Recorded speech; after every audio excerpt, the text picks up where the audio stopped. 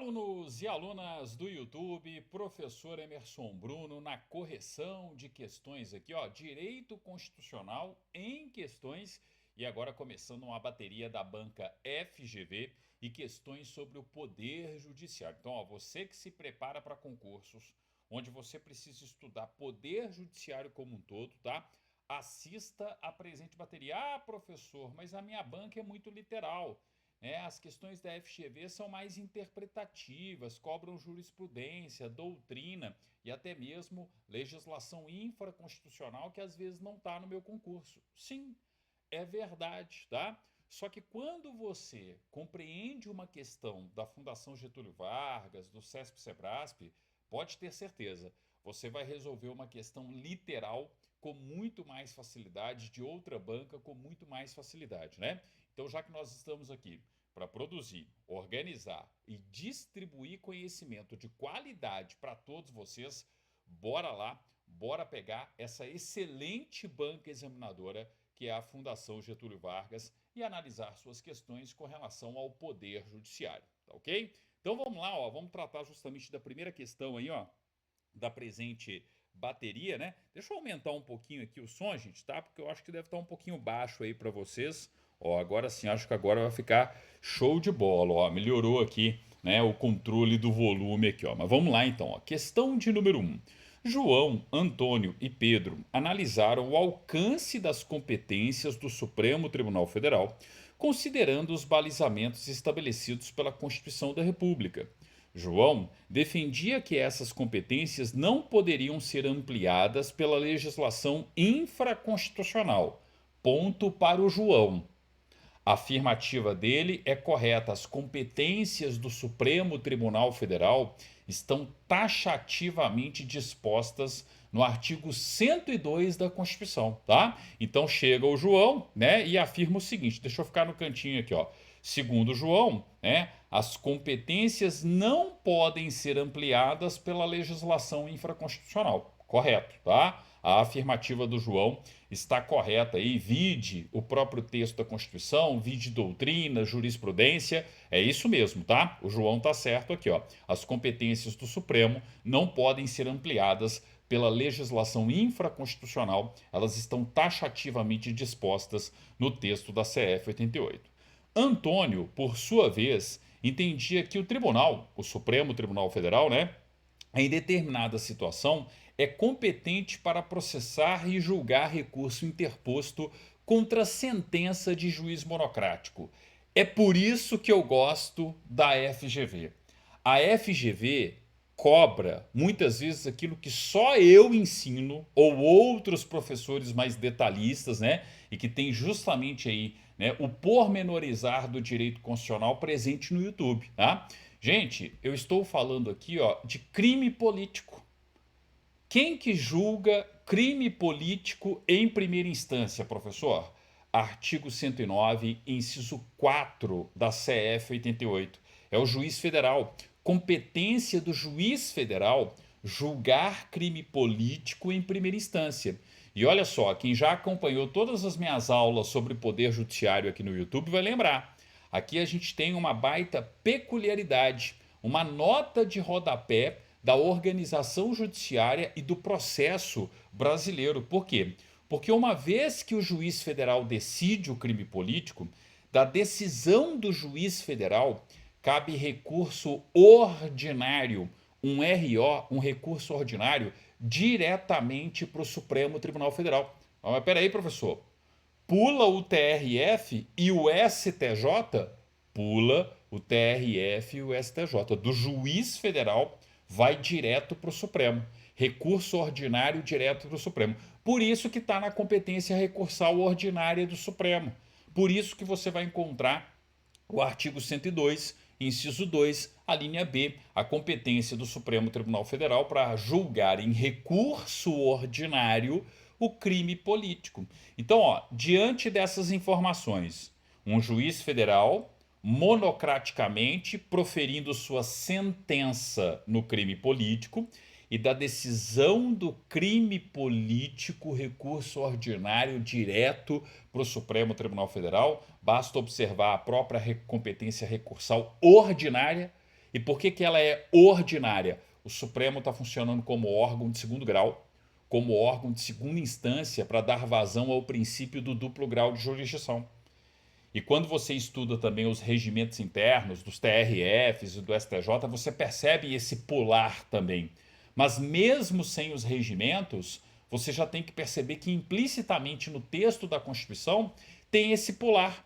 A competência do Supremo não é no âmbito do recurso extraordinário, muito menos não é competência originária. É uma competência recursal ordinária. O que acontece na competência recursal ordinária do Supremo? O Supremo ele está atuando como órgão de segunda instância para dar vazão justamente ao princípio do duplo grau de jurisdição, que é o comum da organização judiciária brasileira. Por isso, o nome recurso ordinário. Entenderam?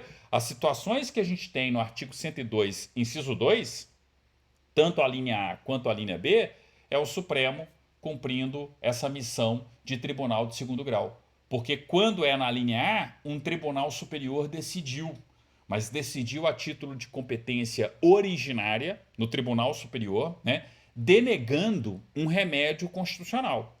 Então, o Tribunal Superior, o STJ, o TST, enfim, né, um tribunal superior denegou um remédio constitucional da decisão denegatória de tribunal superior, proferida, obviamente, em única instância, porque a competência originária daquele tribunal superior, cabe recurso ordinário. Quem foi a primeira instância? Quem foi o primeiro grau de jurisdição? O Tribunal Superior, na sua competência originária. Quem está dando vazão ao princípio do duplo grau de jurisdição? O Supremo. Então, quando a gente fala do artigo 102, inciso 2, competência recursal ordinária do Supremo, o Supremo está dando vazão ao princípio do duplo grau de jurisdição. E é por isso que o nome é recurso ordinário. Então, ó, a afirmativa do Antônio, né? É o Antônio? É exatamente. Ó, a afirmativa do Antônio tá show de bola. Antônio, por sua vez, entendia que o tribunal, em determinada situação, é competente para processar e julgar recurso interposto contra sentença de juiz monocrático. Juiz federal, artigo 109, inciso 4, com recurso ordinário diretamente para o Supremo. Artigo 102, inciso 2, a linha B. Compreenderam? E vamos lá, vamos para o Pedro aqui. Ó. Pedro, por fim, afirmava que o tribunal somente apreciava recursos de fundamentação vinculada. Não, gente. Ó, o que é fundamentação vinculada? Embargos de declaração, por exemplo. Ó. Por que o embargos de declaração é fundamentação vinculada? Quando que você pode interpor embargos de declaração? Você que estuda, por exemplo, né, processo civil. Ah, professor, o acórdão proferido pelo respectivo tribunal, ele tem que ser oco, como você fala lá nas suas aulas. Ele tem que ser omisso, contraditório e obscuro. Então você vai atacar a omissão, a contradição e a obscuridade com o embargo de declaração. Então está vinculado. Você só pode entrar com embargos de declaração se o acórdão contiver essas características, ou uma dessas características: omissão, contradição, obscuridade. Então, é vinculado. Peraí, professor, por esse raciocínio, o recurso especial também é? Sim. Por quê? Porque você só pode interpor recurso especial, né, em matéria de uma decisão contrária à lei federal, por exemplo, nos termos do artigo 105, inciso 3 da CF 88. E também para muitos, né, o recurso extraordinário também é um recurso vinculado, porque você está vinculado à matéria constitucional. Ah, mas peraí, professor, você falou a competência recursal inteira do Supremo Tribunal Federal em termos materiais. Não, eu não falei justamente aqui agora o recurso ordinário. O recurso ordinário, você tem as hipóteses previstas no artigo 102, inciso 2 da Constituição, só que você não está falando, por exemplo, de uma questão material, de tipo assim, determinado assunto denegatório do habeas corpus, determinado assunto denegatório de mandado de segurança. Não. Então a fundamentação dele é aberta. Né? A fundamentação ela não é vinculada. Tá? Ó, para termos de concurso, em termos de prova, na hora que perguntar quais são os recursos de fundamentação vinculada, pensa em 3. Recurso extraordinário, recurso especial e embargos de declaração. tem gente que fala que o recurso extraordinário não entraria, mas ó, o concurso não vai enxergar isso. O concurso vai fazer uma questão como essa, para ele evitar qualquer tipo, né, de argumentação, qualquer tipo de recurso na questão, tá? Então aqui, ó, você tem esses três, mas eu não posso afirmar que a competência recursal, né, do Supremo se limita à apreciação de recursos vinculados. O Pedro está errado. Pedro, por fim, afirmava que o tribunal somente apreciava recursos de fundamentação vinculada, não. Ah, eu tenho recurso ordinário, eu tenho outros recursos, né, de natureza processual também previstos no regimento interno, enfim. Então você não pode aí justamente falar que a afirmativa do Pedro ela está correta. Pô, professor, mas essa questão é muito difícil. Foi uma questão para o concurso da Câmara dos Deputados, tá? Não é um concurso público qualquer, tá ok? Mas aqui, não está muito distante do texto constitucional. Para você que está estudando aí, principalmente se preparando para tribunais, vale a pena esse tipo de conhecimento. Por quê? Porque você internaliza mais o Poder Judiciário na CF 88, as competências do Supremo Tribunal Federal, tá? Então, ó, nessa playlist que eu vou começar aqui, vai ter de tudo. Vai ter desde a questão mais simples da FGV até a questão, né, vamos dizer assim, um pouco mais complexa da Fundação Getúlio Vargas no tocante aí ao Poder Judiciário, tá? E ó, já começamos bem porque a gente já começou falando de competência, né? Que é um assunto que muitas vezes vocês, alunos e alunas, têm dificuldade, tá? Mas ó, assistam as minhas aulas lá sobre as competências do Poder Judiciário.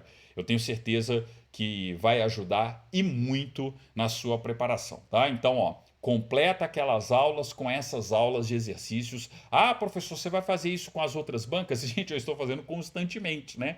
Constantemente o professor está aqui produzindo, organizando e distribuindo conteúdo para vocês no YouTube, nas salas virtuais de estudos, em todos os formatos aí, né, que o professor vem trabalhando, tá? Então aqui, ó, vamos só recapitular aqui, ó, o João tá certo, o Antônio tá certo e o Pedro tá errado. Todas estão certas, não.